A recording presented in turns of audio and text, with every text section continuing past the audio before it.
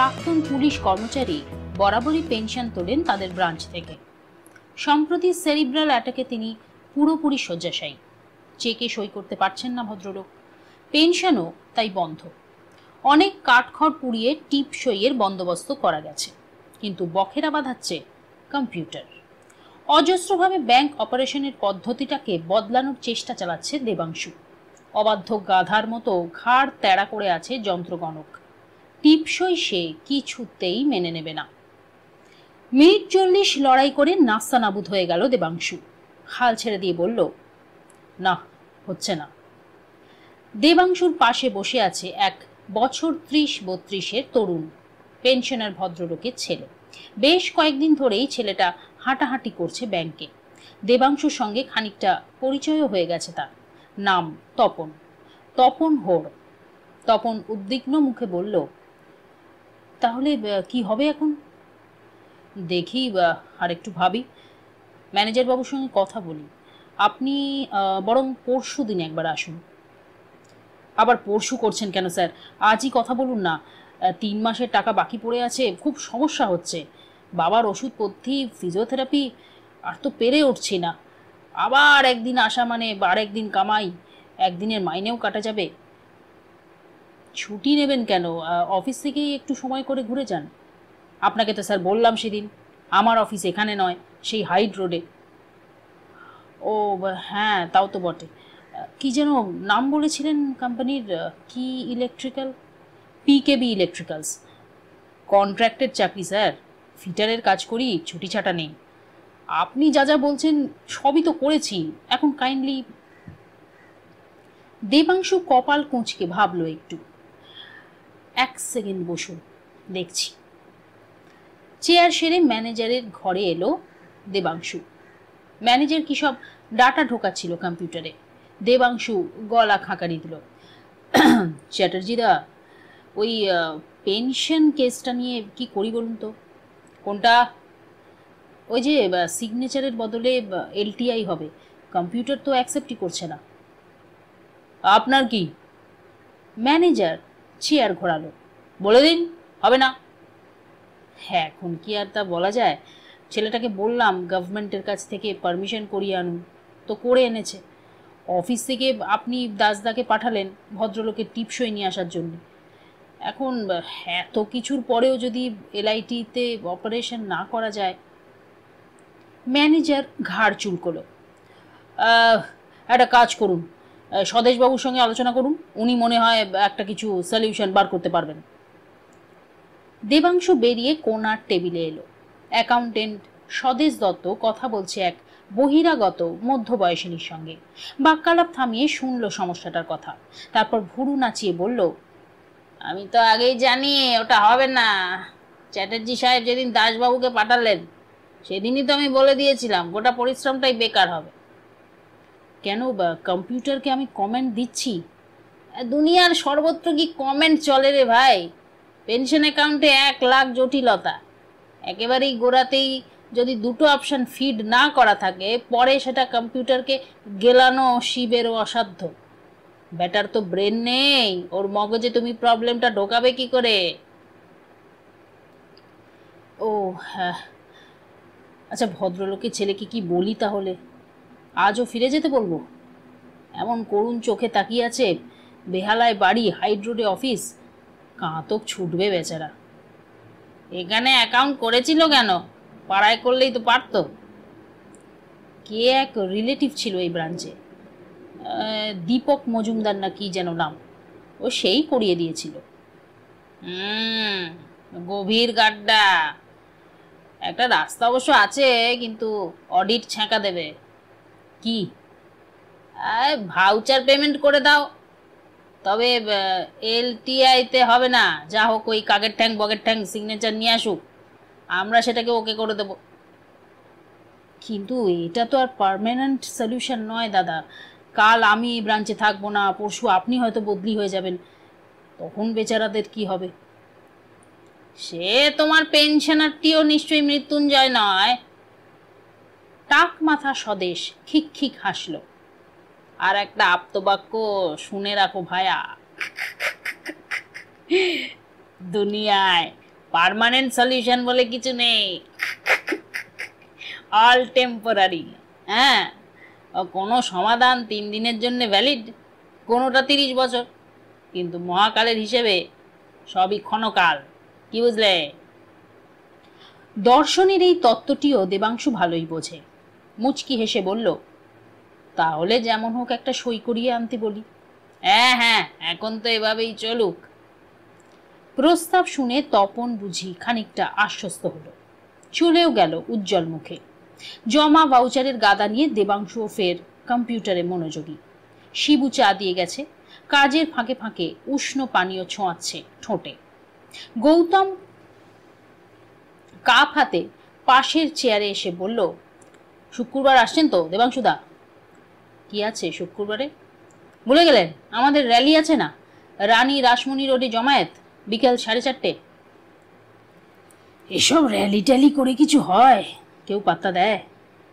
তা বলে হাত পা গুটিয়ে বসে থাকবো? মেনে নেব সব কিছু। বিক্ষোভে কাজ না হয় আমরা স্ট্রাইকে যাব, প্রথমে একদিন, তারপর দরকার হলে লাগাতার। ব্যাংক বন্ধ মানে বুঝেছেন তো, পুরো ইকোনমি ধসে যাবে। বুঝলাম, কিন্তু তাতেও কি সরকারি পলিসির বদল হবে কোনো? আপনার অ্যাটিচিউডটাই বড্ড নেগেটিভ দেবাংশুদা, কোনো ব্যাপারেই আপনার তাপ উত্তাপ নেই। আরে কামিং বিপদটা আপনি বুঝেও বুঝছেন না। ইন্স্যুরেন্সে প্রাইভেট কোম্পানি ঢুকে পড়ল, দুমদাম ন্যাশনালাইজড ব্যাংকের শেয়ার বিক্রি হচ্ছে, ফটাফট ব্রাঞ্চ উঠিয়ে দিচ্ছে। আপনার কি মনে হয় না এ সবই হচ্ছে অশনি সংকেত? চোখের সামনে তো দেখলেন, আমাদের ব্রাঞ্চ কম্পিউটারাইজ করে দুজন স্টাফকে তুলে নিয়ে গেল head office. No replacement, nothing. আহা, কম্পিউটার এলে লোকজন তো কমবেই, এ তো অবভিয়াস। নিশ্চয়ই তোমরা কম্পিউটারাইজেশনের এগেনস্টে নাও। মডার্ন টেকনোলজিকে তো মানতেই হবে, উপায় কি? গৌতম গলা ঝাড়ল, স্লোগানের ঢঙে বলল, কিন্তু আমরা চাকরির সুযোগ সংকোচনের বিরুদ্ধে। গভর্নমেন্ট দেখাচ্ছে ব্যাংকে সাফিসিয়েন্ট প্রফিট হচ্ছে না, তার জন্য কি আমরা দায়ী? যাদের হাতে ব্যাংকগুলোকে তুলে দেওয়ার ষড়যন্ত্র চলছে, তারাই তো ব্যাংকের কোটি কোটি টাকা গাপ করে বসে আছে। এখন প্রাইভেটাইজেশন মানে হরিণকে অজগরের মুখে তুলে দেওয়া। আমরা এখনো যদি এর বিরুদ্ধে রুখে দাঁড়াতে না পারি, ভবিষ্যৎ প্রজন্ম আমাদের ক্ষমা করবে না। দেবাংশু তবু তেমন উদ্দীপিত বোধ করল না, আলগাভাবে বলল, কিন্তু আজকাল যে শুনি নতুন জেনারেশন মিটিং মিছিল দেখলে বিরক্ত হয় কিংবা হাসাহাসি করে, because they are wrongly fed. প্রচার মাধ্যম ওদের মগজ ধোলাই করছে, তার বিরুদ্ধেও আমাদের লড়তে হবে। গৌতমের গলায় হঠাৎই শ্লেষ। অবশ্য আপনি তো এসব সিরিয়াস ম্যাটারগুলোকে ক্যাজুয়ালি নেবেন। আপনার সংসার নেই, ছেলেপুলে নেই। আরে চটছো কেন? জাস্ট ঠাট্টা করছিলাম। যাবো রে বাবা, যাবো। না গেলে তোমরা অফিসে টিকতে দেবে? গৌতম উঠে যেতেই দেবাংশুর মেজাজ ঈষৎ কোষ্ঠে মেরে গেল। ছাঁটাই, সংকোচন, বেসরকারিকরণ সব মিলিয়ে ব্যাংক ইন্ডাস্ট্রি যে বিপদের অভিমুখে এগোচ্ছে, এতে তার কণামাত্র সংশয় নেই। তবে এসব আন্দোলনের ওপরেও তার ভরসা নেই বিশেষ। শুধু মিটিং মিছিল হরতালে কি লাভ হবে কোনো? বিশ্বায়নের যুগে সরকারের নীতি নির্ধারণ করা কি সরকারের হাতেই আছে পুরোপুরি? বাকি দুনিয়ার চাপ নেই? আজকের দিনে কি দ্বীপের মতো বাঁচা যায়? বাজারই এখন নির্ধারক, বাজারই প্রভু, বাজারই এখন ভগবান। খোদ চীনেই এখন মার্কেট ইকোনমির রমরমা, মাসে তুঙের ছবিতে ধুলো জমছে। হে দেশে কি রথের চাকা উল্টো দিকে দৌড়বে? মাথাটা ধরছে অল্প অল্প। সিগারেট দেশলাই নিয়ে অফিসের বাইরেটা এলো দেবাংশু। সম্প্রতি ফলাও করে নো স্মোকিং এর বোর্ড ঝুলেছে ব্যাংকে। তারপরও অফিসে দু একজন ধরায় মাঝে মধ্যে। দেবাংশুর অস্বস্তি হয়। সিগারেটে টান দিতে দিতে অলস পায়ে চলে এলো করিডোরের প্রান্তে। কাঁচের ওপারে জ্যৈষ্ঠের চড়া রোদ্দুর। বিকেল হয়ে এলো, এখনো দিন কি উজ্জ্বল। নিচে জনবহুল রাজপথে গাড়ি ঘোড়ার স্লথ আনাগোনা। ট্রাম যাচ্ছে ঢিকিয়ে ঢিকিয়ে। ওপারে একটা পুরনো বাড়ি ভাঙার কাজ চলছে, নতুন বহুতল উঠবে বোধহয়। মজুরদের হাতুড়ির ঘায়ে খসে খসে পড়ছে চাকা চাকা কংক্রিট। জায়গাটা ঘেরা রয়েছে, পথচারীদের বিপদের কোনো সম্ভাবনা নেই। ভাবনার সঙ্গে সঙ্গেই আবার সেই বিকেলটা ঝলসে উঠল চোখের সামনে। একটা প্রকাণ্ড চাঙড় নেমে আসছে আচমকা, রাক্ষসের মতো। আশ্চর্য, চাঙড়টাকে তো দেবাংশু নেমে আসতে দেখেনি, তবু কেমন যেন আপনা আপনি তৈরি হয়ে গেছে ছবিটা। মন কি কোনো দুর্ঘটনার আগের মুহূর্তটাকে তার কার্যকারণের নিরিখে বানিয়ে নেয়, বলে দেয় এমনটা হয়েছিল বলেই ওরকমটা ঘটেছে? শ্রীলেখা তো ঘটনাটার ধারে কাছেও ছিল না, সেও কি মনে মনে কিছু ছবি তৈরি করে নিয়েছে? পরশু একবার শ্রীলেখাদের বাড়ি গিয়েছিল, এলআইসির পলিসিগুলো ব্যাংক থেকে পাঠিয়ে দেওয়া হয়েছে এই খবরটা জানাতে। তখনই কথায় কথায় শ্রীলেখা জিজ্ঞেস করছিল কার্নিশ ভেঙে পড়ার আগে কোনো শব্দ হয়েছিল কিনা। হয়তো শ্রীলেখার চোখে যে ছবি ভাসছে তাতে শব্দটারও একটা বড় ভূমিকা আছে, অথচ প্রত্যক্ষদর্শী হিসাবে দেবাংশু কোনো আওয়াজই পায়নি। কথাটা শোনার পরও শ্রীলেখা বিশ্বাস করল না, বলল, আপনি তাহলে খেয়াল করেননি? অর্থাৎ কল্পনা নিজের মতো করে বাস্তবকে সাজিয়ে গুছিয়ে নেয়, একেই কি পড়া বাস্তব বলে? একটু দেশলাইটা দিন তো। দেবাংশু চমকে তাকালো। Deputy manager Amal Goswami. Cigarette জ্বালিয়ে একটু তফাতে সরে গেল অমল। মোবাইলে টকটক বোতাম টিপে নিচু গলায় ফোন সারল একটা। খুদে দূরাভাষ যন্ত্রটি পকেটে চালান করে ফের এসেছে সামনে।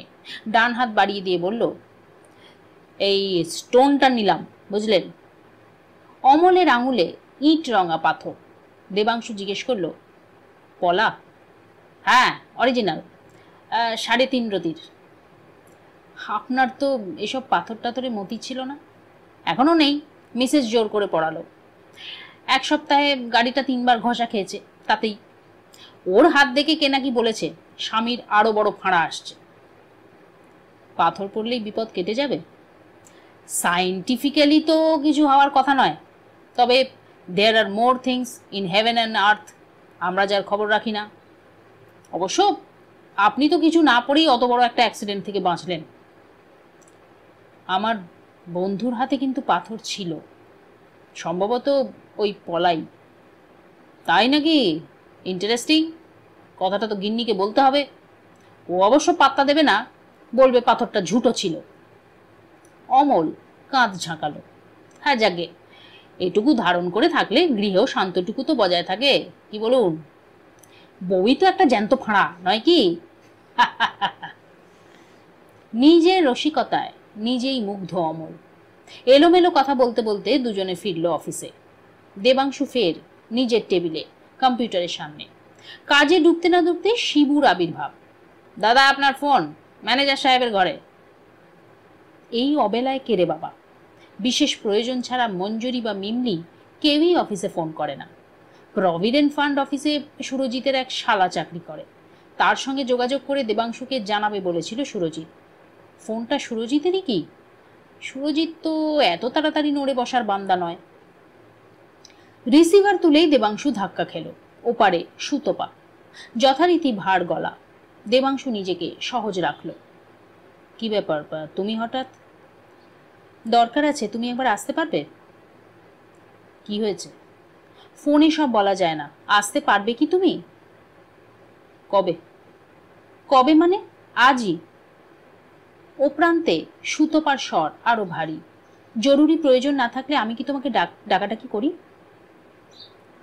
কোথায় থাকবে তুমি? ইউজুয়ালি যেখানে মিট করি, কেসি দাসের সামনে। 5:15 নাগাদ চলে এসো, দেরি করো না। একা একা দাঁড়িয়ে থাকতে আমার আনইজি লাগে। হ্যাঁ, আচ্ছা ঠিক আছে। কিছু শোনারই ধার ধারল না সুতপা, ফোন রেখে দিয়েছে। খানিকটা হতভম্ব মুখে ম্যানেজারের চেম্বার থেকে দেবাংশু পেরিয়ে এলো। এখনো কি অবলীলায় হুকুমের সুরে তার সঙ্গে কথা বলে সুতপা। এমন ভঙ্গিতে ইউজুয়ালি শব্দটা উচ্চারণ করলো যেন ফি হপ্তায় তাদের দেখা হচ্ছে, অথচ সত্যিটা তো এই, তাদের সাক্ষাৎ হয় কালে ভদ্রে। সুতপাই ফোনে ডাকে, প্রতিবারই কোনো না কোনো বিশেষ দরকার থাকে সুতপার।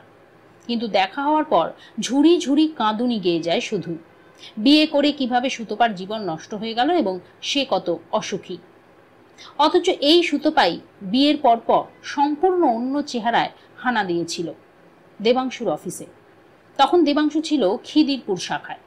সেদিন সুতোপার চোখে মুখে খুশি যেন চলকে চলকে উঠছিল। দেবাংশুকে প্রায় হাইজ্যাক করে বের করে নিয়ে গেল অফিস থেকে, রেস্টুরেন্টে ঢুকিয়ে জোর করে খাওয়ালো এক রাশ। আহা, বিয়ের নেমন্তন্নটা মিস করে গেছো, খাও, ভালো করে খাও। পঞ্চমুখে প্রশংসা করছিল বরের।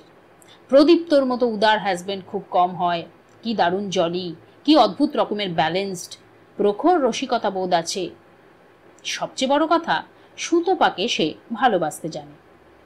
মোদ্দা কথা, দেবাংশুকে সেদিন জ্বালাতে এসেছিল সুতপা। প্রতিশোধ নেওয়ার নেশায় বুঝি ছটফট করছিল। বোঝাতে চাইছিল দেবাংশুর প্রত্যাখ্যানে তার কিছুই যায় আসে না, সে এখন পরিপূর্ণ সুখী, বরং দেবাংশুই যেন তাকে বিয়ে না করে বাঁচিয়ে দিয়েছে। দেবাংশু কি সেদিন আহত হয়েছিল খুব, নাকি ভেতরে ভেতরে অন্য এক চাপে সে এতই জর্জরিত ছিল যে কোনো প্রতিক্রিয়াই হয়নি তার? কোনোটাই পুরোপুরি ঠিক নয়, আবার দুটোই সত্যি। খারাপ তো তার লেগেই ছিল, তবে যন্ত্রণায় সে আকুল হয়নি মোটেও। তারপরেও বার দুদিন ফোন করেছিল সুতপা, অফিসেই আহ্বান জানাতো, এসো আমার ঘর সংসার দেখে যাও, প্রদীপ্তকে তোমার গল্প বলেছি, ও জানে তুমি আমার বন্ধু, ও তোমার সঙ্গে আলাপ করতে চায়, এক্সেট্রা এক্সেট্রা। সুতপার এই ছেলে মানুষিটাকেও দেবাংশু আমল দেয়নি, এড়িয়ে গেছে, ধানাই পানাই করে কাটিয়েছে। তারপর তো ছিঁড়েই গেল সুতোটা। মাসতুতো বোন বিশাখার বন্ধু ছিল সুতপা। বিশাখার মুখেই খবর পেয়েছিল সুতপার বাচ্চা কাচ্চা হয়েছে, দিব্যি আমোদেই কাটছে তার দিন। দেবাংশুর স্মৃতি থেকে সুতপা আবছা হয়ে আসছিল ক্রমশ। একাত্রা নির্জন রাতে মনে পড়ে যেত কচ্চিৎ কখনো ছোটখাটো কোনো ঘটনা, তুচ্ছ মান অভিমান, অতি হাস্যকর কোনো তর্কাতর্কি। আশ্চর্য, যেগুলো মানুষ সহজেই ভুলে যেতে পারে সেগুলোই যে কেন মগজে জমা থাকে। বছর দেড়েক আগে ফের সুতপার সঙ্গে যোগাযোগ। নাটুকে ভাষায় বলতে গেলে দেবাংশুর জীবন মঞ্চে সুতপার প্রত্যাবর্তন। এই সুতপা অনেকটা নুয়ে পড়া, ক্ষয়ে যাওয়া একজন জীর্ণ মানবী। প্রদীপ্ত সম্পর্কে তার এখন শতেক অভিযোগ। প্রদীপ্ত নাকি দুমুখ মানুষ, বড় বড় বুকনি মারে, অথচ নাকি প্রচণ্ড অসৎ।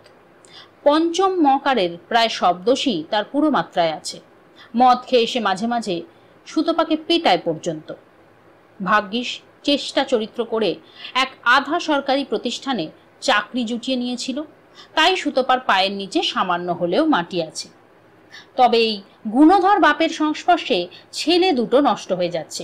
সুতপা এখন কি করবে ভেবে পাচ্ছে না। এখনো একই গল্প শুনতে হয় বারবার, কখনো ফোনে, কখনো সামনাসামনি। দেবাংশু মাঝে মাঝে ক্লান্তি বোধ করে, তবু কেন যে মুখ ফুটে না বলতে পারে না। চেয়ারে ফিরে কপালে রগ দুটো টিপে বসে রইল দেবাংশু। পরশু ক্ষতিপূরণের ব্যাপারটা নিয়ে শ্রীলেখার সঙ্গে আলোচনা হচ্ছিল। শ্রীলেখার পক্ষে তো থানা, পুলিশ, কোর্ট কাচারি করা এখন সম্ভব নয়। ছোটাছুটি যদি করতেই হয়, দেবাংশুকেই কোমর বেঁধে নামতে হবে। জীবন বীমার কাগজপত্র নাড়াচাড়া করেছে জেনে তার ওপর বুঝি খানিকটা ভরসাও করতে শুরু করেছে শ্রীলেখা। তার আস্থাকে মর্যাদা দিতে দেবাংশু কাল গিয়েছিল পার্ক স্ট্রিট থানায়। দুর্ঘটনার কেসটা দেখছে সেকেন্ড অফিসার। লোকটা ছুটিতে ছিল, আস্থা জয়েন করার কথা।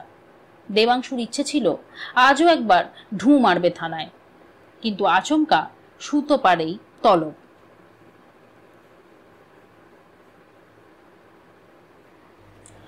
দেবাংশুর হাসি পেয়ে গেল হঠাৎ। কি বিচিত্র জীবন তার! অন্যের দুর্ভাগ্য সেই কবে থেকে তাকে কুকুর তাড়া করে বেড়াচ্ছে। মঞ্জুরির দুর্ভাগ্যে তার দায় নেই, দায়িত্ব ছিল। সেই দায়িত্বের তাড়নায় সুতপাকে মুছে ফেলেছিল একদিন। এখন সেই সুতপাই তার নিজের দুর্ভাগ্য নিয়ে দেবাংশুকে ধাওয়া করেছে। আর শ্রীলেখা, তার ভাঙা কপালের জন্য দেবাংশু একটা পরোক্ষ দায় তো রয়েই যায়। তবে কি নতুন করে আরেক দৌড় শুরু হলো তার? শ্রীলেখার কাজটাই কি বেশি জরুরি মনে হচ্ছে না এখন? থাক, থানা পুলিশ আজ না হয় তোলাই থাক, আজ সন্ধেটা নয় সুতপার দুঃখের কাহিনী শুনেই কাটুক। তুমি কি ভুল করেও একদিন আমার খবর নিতে পারো না দেবাংশু? অফিসে একটা ফোন তো করতে পারো। দেবাংশু রাগ কাড়ল না, এক মনে সেলোফেন ছিঁড়ছে সদ্য কেনা সিগারেট প্যাকেটে। আমি কিন্তু সব সময় তোমার খোঁজ রাখি। তুমি যে মরতে মরতে বেঁচে গেলে সে তো কাগজেই বেরিয়েছিল। দেবাংশু নির্বিকারভাবে বলল, ছবিও ছিল ফ্রন্ট পেজে। তোমার ছবি ছিল না, ছিল বাড়িটার। তাছাড়া আমি অ্যাক্সিডেন্টের খবর খুঁটিয়ে পড়ি না। তাহলে জেনেছ কোত্থেকে বিশাখা? তা শুনে তোমার কি হবে? উফ, খবরটা পেয়ে আমার যা বুক ঢিপ ঢিপ করছিল, সঙ্গে সঙ্গে তোমার অফিসে ফোন করেছিলাম, পাইনি।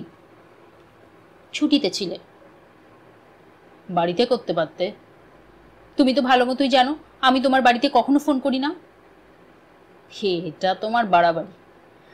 রেস্টুরেন্টের অ্যাস্ট্রেতে সেলোফেন পেপার গুঁজল দেবাংশু, সিগারেট বার করে প্যাকেটে ঠুকলো।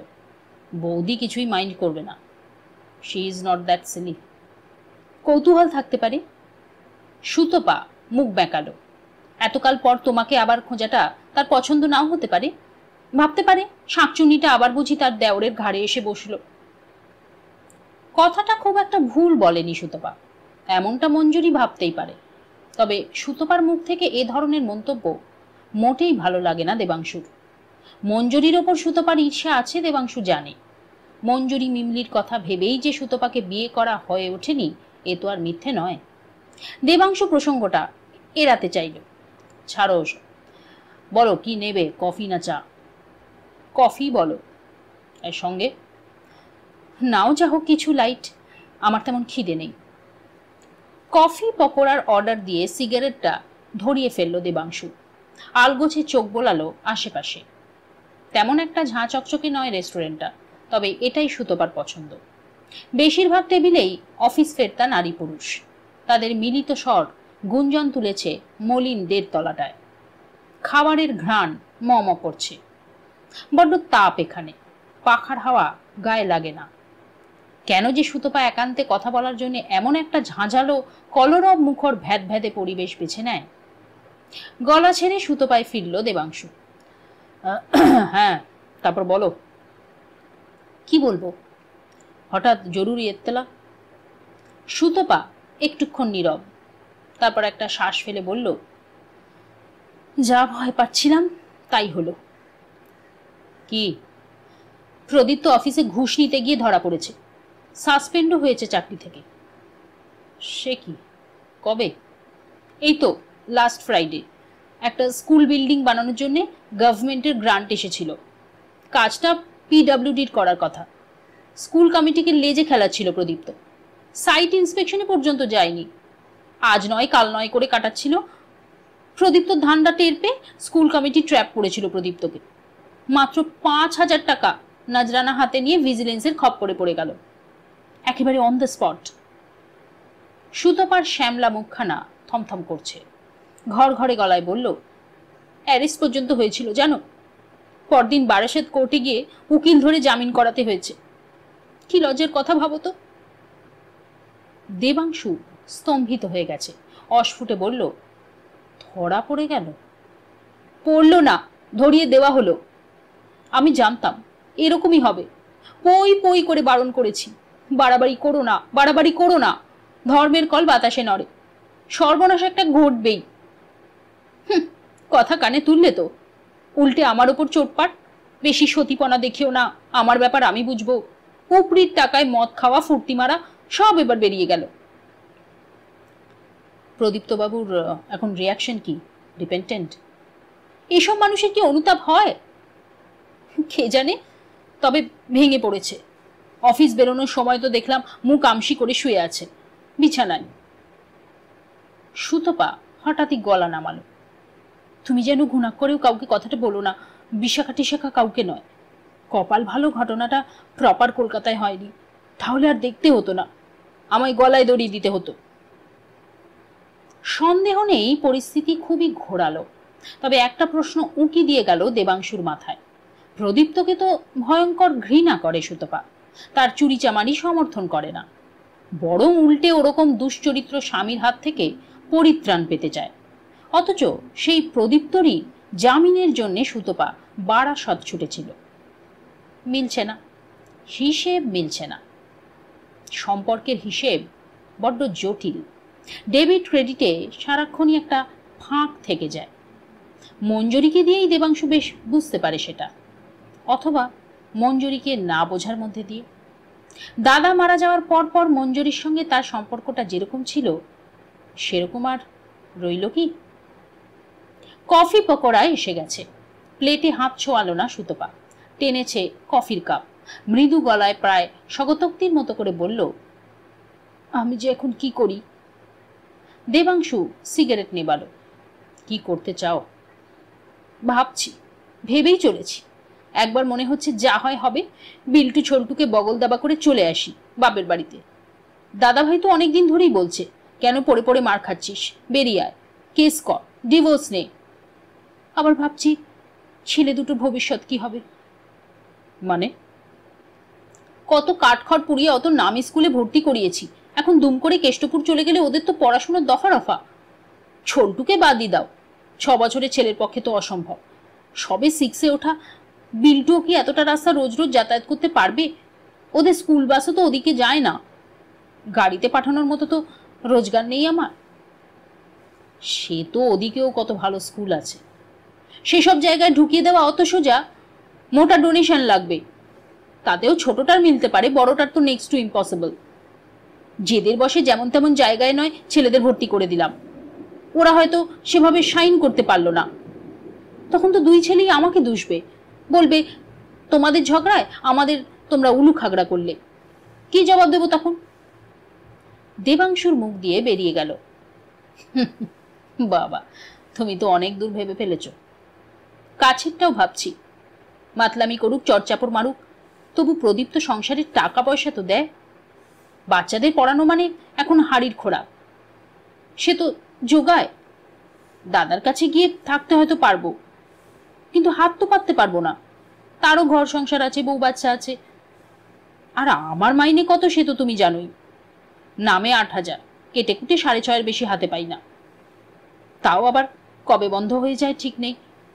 গভর্নমেন্ট ভর্তুকি দিয়ে দিয়ে আর বেশি দিন চালাবে বলে তো মনেও হয় না। হাতে কিছু টাকা ধরিয়ে দিয়ে বলবে যাও চড়ে খাও, তখন তখন কি করব? এবার দেবাংশুর যেন একটু মজাই লাগলো। এদিকে স্বামীকে ছাড়ার জন্য ছটফট করছে, ওদিকে স্বামীর দেওয়া সুখ সুবিধাগুলো 16 আনা বজায় থাকা চাই। তার জন্য অজুহাতগুলো ভালোই খাড়া করতে পারে সুতপা। পকোড়া চিবোতে চিবোতে আর চোখে সুতপাকে দেখলো দেবাংশু, কিন্তু প্রদীপ্তবাবুর চাকরিও যে এখন আনসার্টেন হয়ে গেল, সেটাও তো চিন্তা করছি। অবশ্য এখনো মাইনে পাবে, পুরো হয়তো নয়, অর্ধেক তো বটে।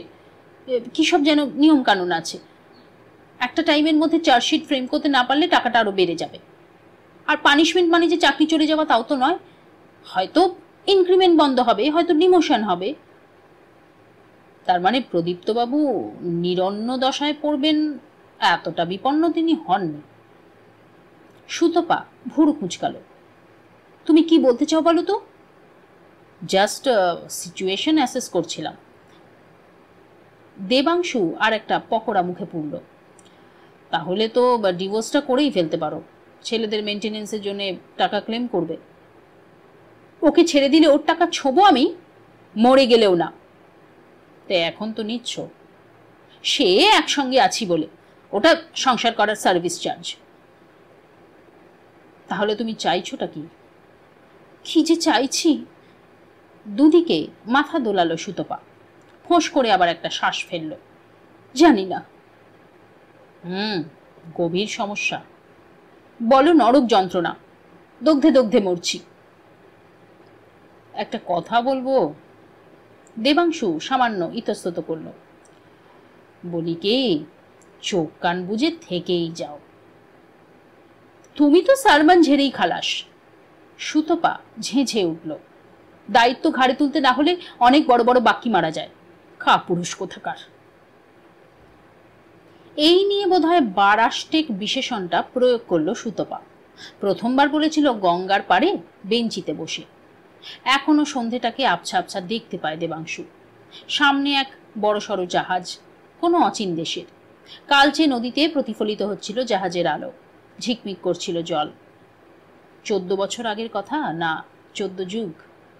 দেবাংশু অনুনয়ের সুরে বলেছিল, তুমি আমায় একটু ফিল করার চেষ্টা করো প্লিজ। সুতপার গলায় অভিমানের সুর। আমি বুঝতে পারছি না তোমার অসুবিধাটা কোথায়। আমি নিশ্চয়ই বিয়ের পর তোমার বৌদিকে বাড়ি থেকে বের করে দেব না, তোমার ভাইঝির গলা টিপে ধরবো না, তোমার মার সঙ্গে ঝগড়া শুরু করব না। আমি কি তাই বলেছি? তাহলে?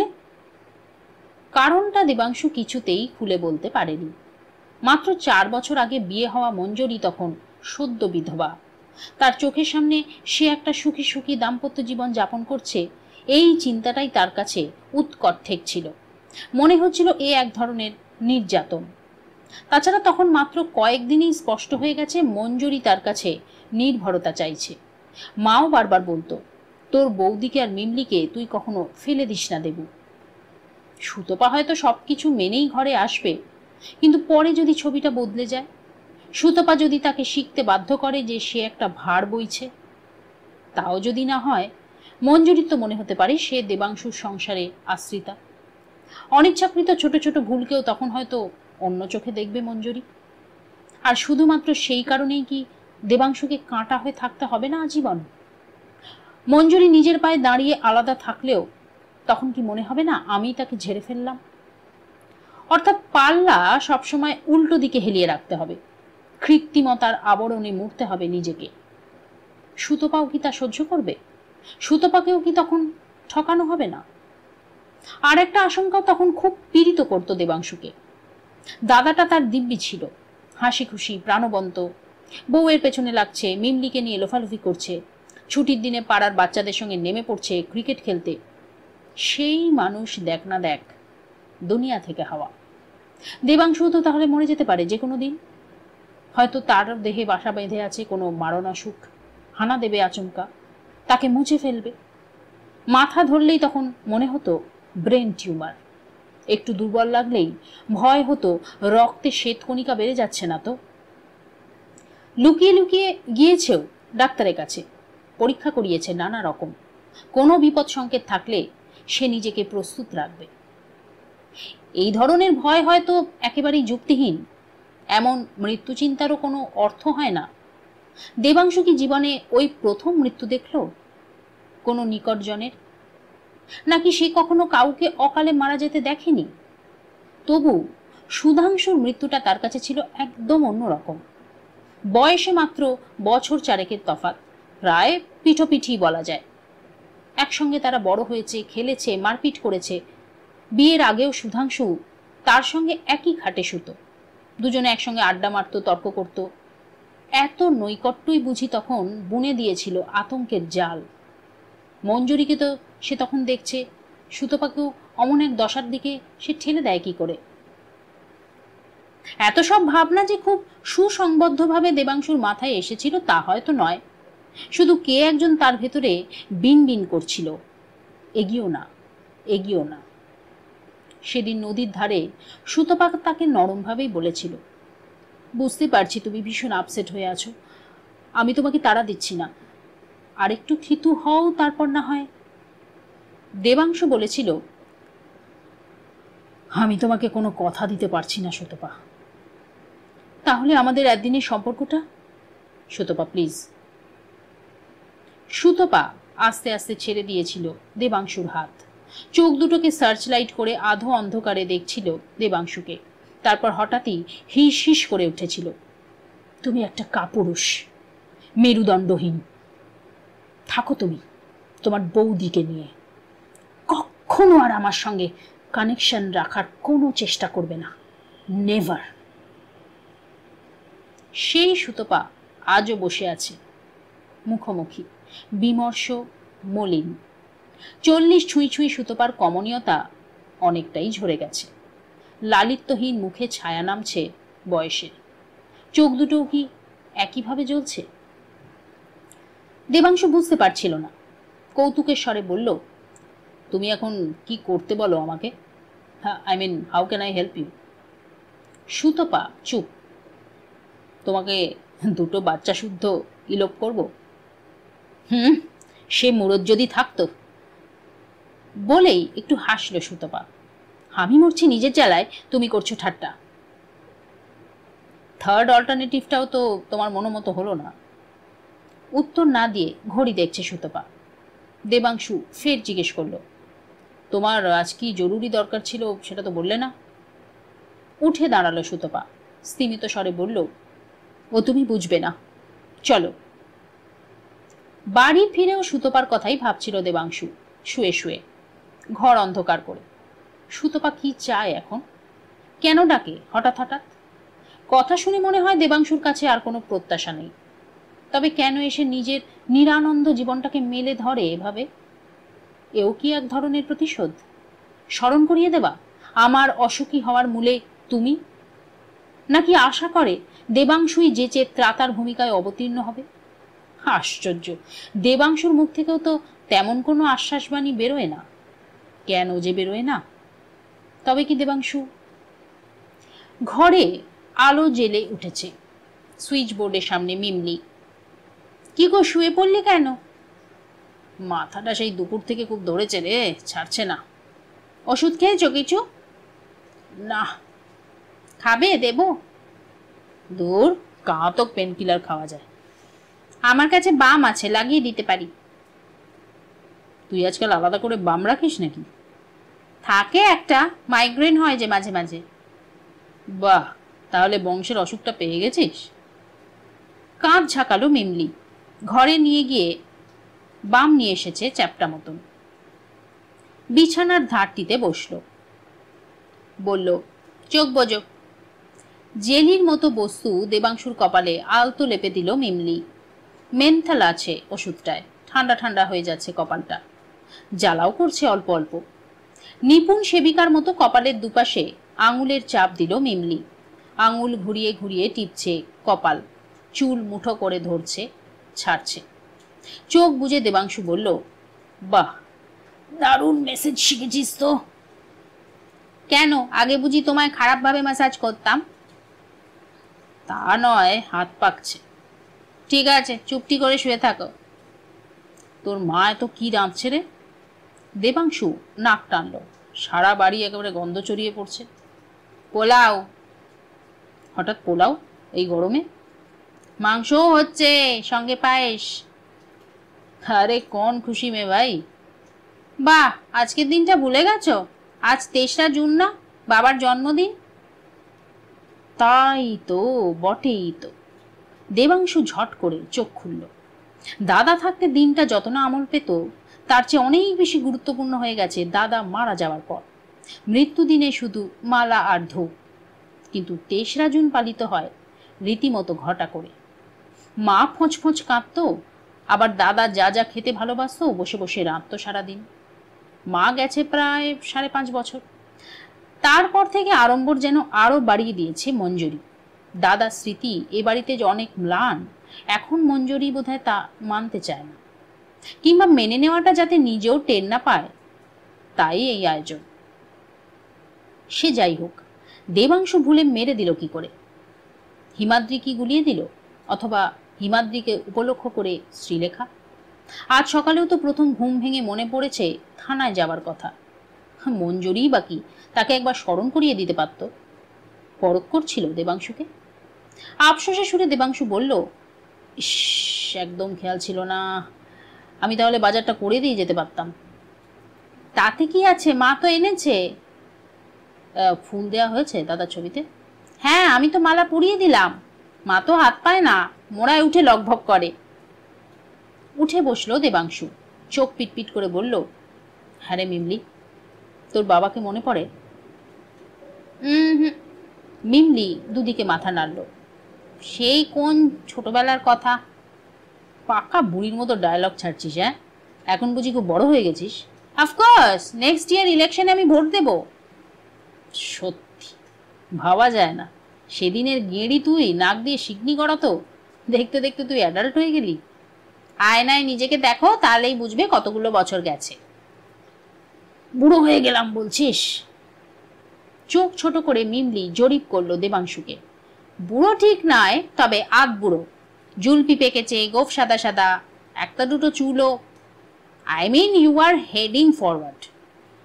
মানে মানে you are running with your life and it proves you are alive. বাড়ছো বেড়েই চলেছ।